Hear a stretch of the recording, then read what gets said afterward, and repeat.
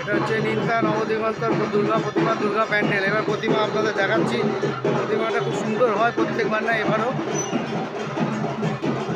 ঢাক বাজছে সকালবেলায়। ঢাকের শব্দর মর্তটাই আলাদা, এটা অন্য কেউ বুঝবে না, একমাত্র বাঙালিরাই বুঝতে পারবে। হিন্দু কালচারে যারা বিলং করে তারাই বুঝতে পারবে।